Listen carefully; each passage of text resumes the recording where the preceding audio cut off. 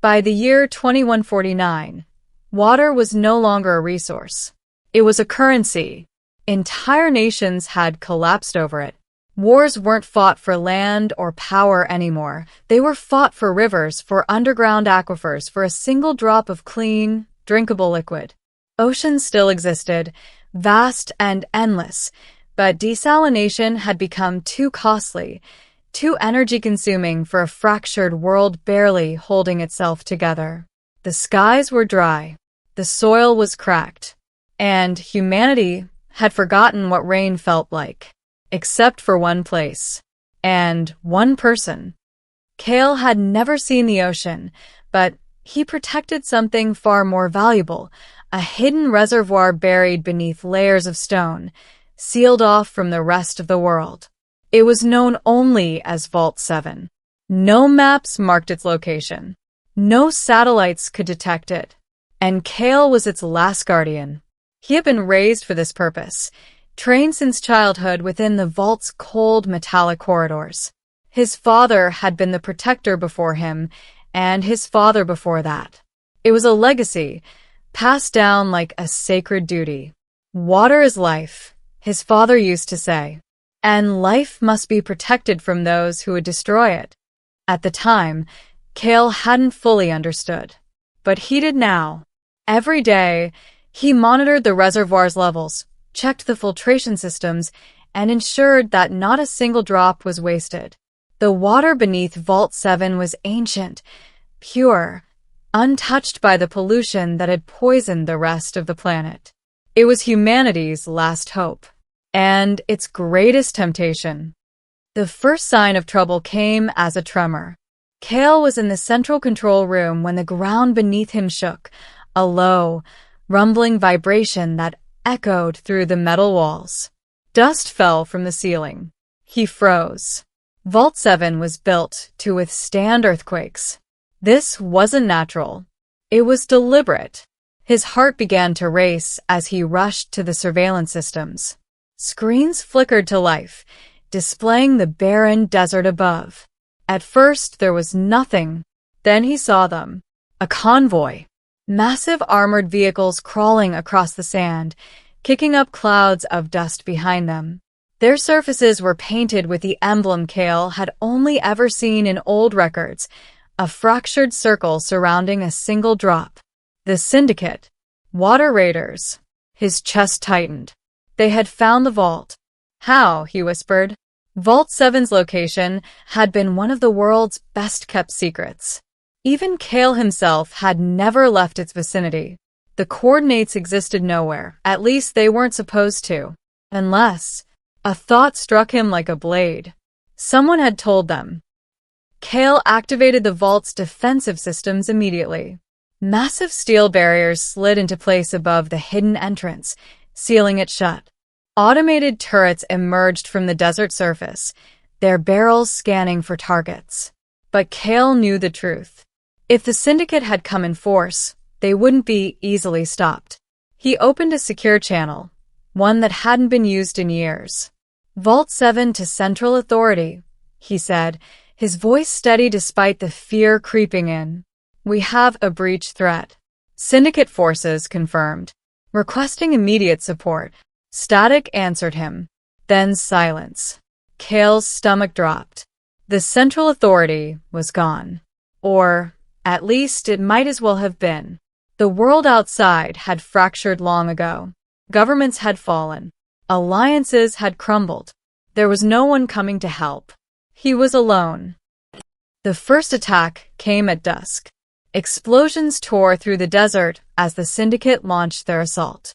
The ground shook violently as heavy artillery slammed into the vault's defenses. Kale watched through the monitors, his jaw clenched. Hold, he muttered, as if the vault itself could hear him. The turrets fired back, cutting down approaching vehicles in bursts of precise energy fire. For a moment, it seemed like the defenses might hold. Then the Syndicate adapted. They deployed shielded units, massive, lumbering machines that absorbed the turret fire and continued advancing. Kale's pulse quickened. They've done this before, he realized. Of course they had. The syndicate didn't just stumble upon water sources. They hunted them, systematically, relentlessly. And now they had found the most important one of all. Hours passed. The battle raged on. Kale rerouted power, overclocked the turrets, and manually targeted enemy units when the automated systems lagged. But the syndicate kept coming, wave after wave. They were willing to sacrifice everything for what lay beneath the vault. And Kale knew why. Water wasn't just survival anymore. It was control.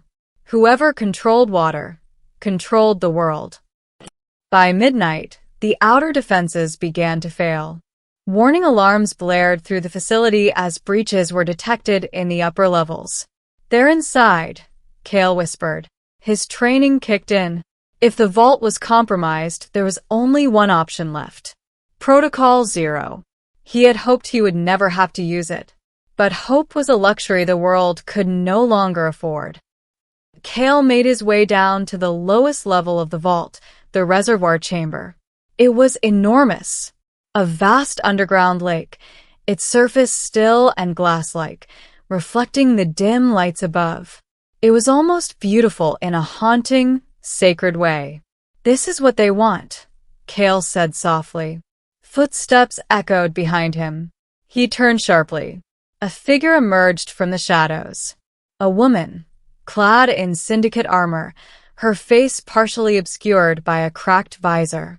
But her eyes... Kale felt his breath catch. He recognized them. "Lyra," he said, disbelief flooding his voice.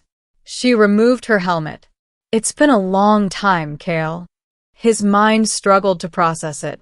Lyra had grown up with him in the vault. They had trained together, learned together. She had been like family. But years ago, she had left. "I thought you were dead," he said. "I thought you stayed," she replied. Silence stretched between them. "You led them here," Kale said finally. "Yes." "Why?" Her expression hardened. "Because the world outside is dying, Kale. People are killing each other for scraps. Children are growing up without ever tasting clean water. And you think giving it to the syndicate will fix that?" "No," she said.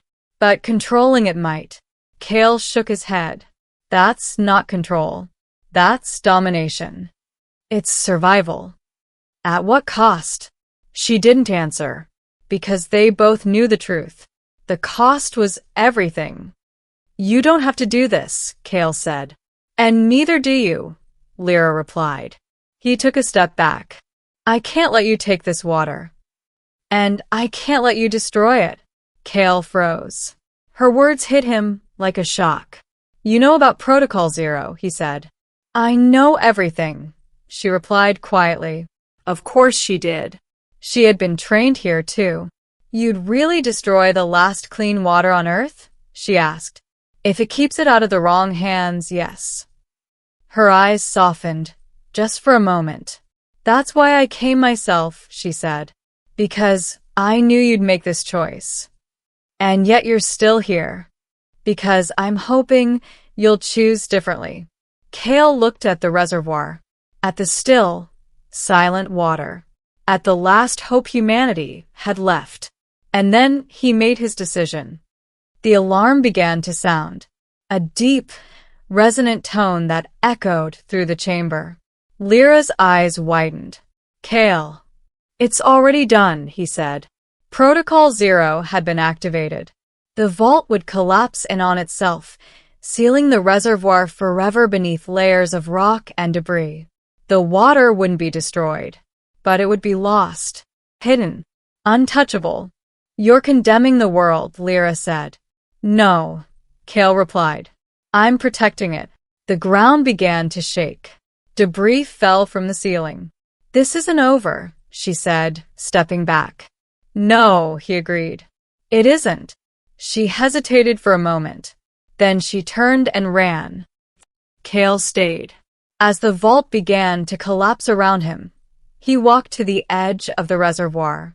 The water remained still, unchanging, untouched.